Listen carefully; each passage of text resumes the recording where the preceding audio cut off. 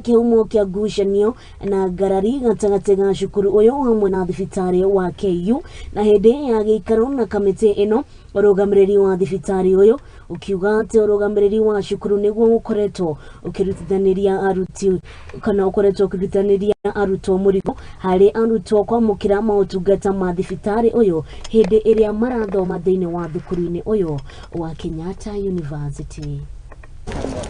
From the visit, we have gathered information very useful to our committee in making our report that is going to be submitted to the House.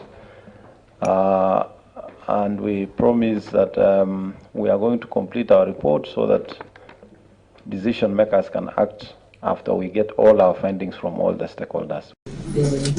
What happens is for the institution to raise the regulator. Our prayer is that although we would like to have our hospital back, for now, can we start using those facilities? They had asked the students, and if you look at the documents we tabled in the Senate and the chronology, you can see that has been the discussion. Then get the permission, attach them, because we also checked with the board what is the procedure, and the board said we write, we attach them, and we vote, and that never happened. But now that it has happened on our senators, even tomorrow, if they are ready when the students come back, the students can stay. For the training, for the students who are not graduated and the senators, the training institution is one that tries. So we kept asking KU, and in the records, there are senators, at least 2 or 3 others who have written, to say, why don't we please go have KU evaluated so the students can come. Visiting Kenyatta University and Referral Hospital together with Kenyatta University over a petition by the students, medical students of Kenyatta University.